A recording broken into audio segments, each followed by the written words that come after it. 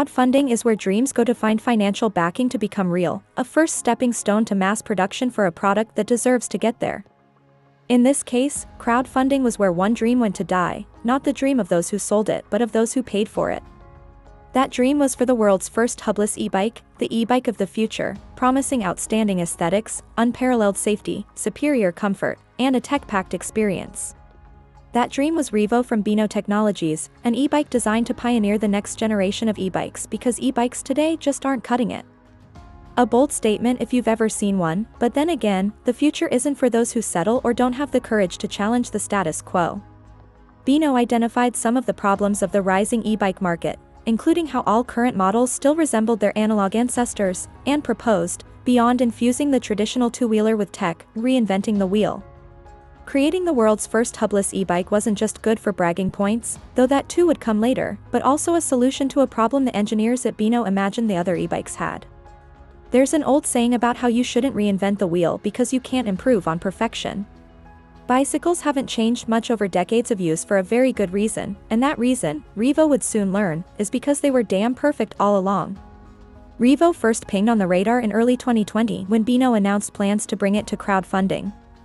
They promised an e-bike with decent capabilities for those days, including a 750 watt motor on the US version, limited electronically to 250 watt for Europe, and a 48-volt 10.15 amp-hour lithium-ion battery embedded in the down tube that would recharge in 3 hours and be good for 37 miles.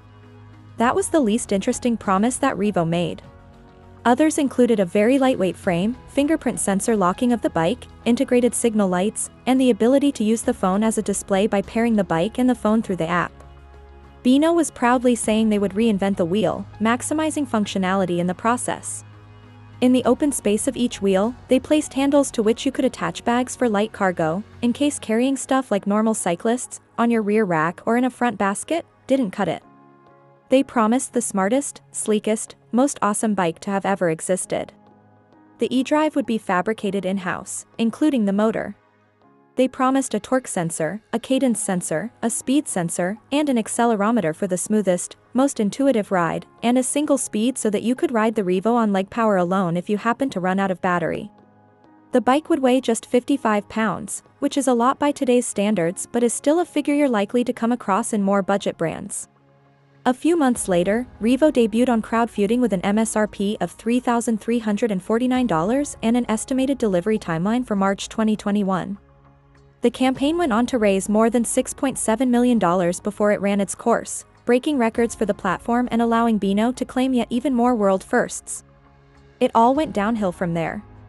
As of now, Beno was last active on the campaign page and on the socials in the summer of 2023, when it blamed shipping delays on suppliers delivering faulty batches of components, which set back the entire timeline by several months. They also claimed they had delivered a little over 1,800 bikes to that date and reinforced their commitment to seeing through all orders. The website that linked to the pre-order button from crowdfunding is now a dead end, though official pages on the socials still exist. If this could be a meme, it would be the hilarious what I ordered online versus what I got, but more expensive and frustrating for those in question. Beno did deliver Reevo bikes in several batches, but according to one reviewer, that number wasn't even as high as a couple hundred units. Seth Alvo of Berm Peak got his hands on a rare Reevo, buying it off eBay from someone who hadn't even taken it out of the original box. He took it out for tests and later took it apart to see what it was made of, and came to the same conclusion as those 150+ people who did get a bike delivered. Reevo is a death trap at worst and the worst e-bike in the world at best. For starters, it's heavier than it should have been, at more than 70 pounds.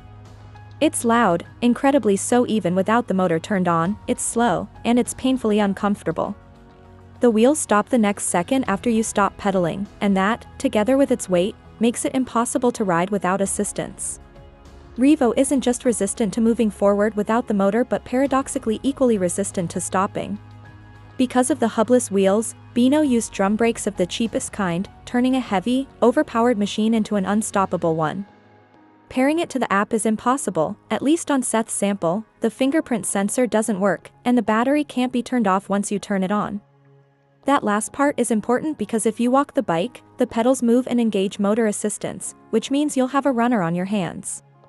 During his tests, Seth did it twice, and the second time was seriously dangerous stuff. Beno over-engineered the Reevo around the hubless wheels and then skimped on components. The suspension seat post is the cheapest they could find and doesn't work, the USB port for charging your phone is facing upward and is exposed to the elements, and the invisible kickstand that folds facing forward doesn't exactly inspire confidence. The battery cover is cheap plastic and breaks during that second episode of ghostwriting. Seth's conclusion is that you really shouldn't just because you can, to say another meme. Nothing justifies taking out one of the simplest, cheapest, and most reliable parts of a bike, the hub, and replacing it with a wheel that's unserviceable, heavy, loud, and inefficient, just for the sake of saying you did it. Crowdfunding is always a gamble for the backers, and presumably, those who do take the gamble do so knowing the risks. But Beno did more than just attempt to bring a bike to market and fail. They created a prototype of a bike, tried to sell that prototype, and then up and vanished when they saw that things weren't turning out how they'd imagined they would.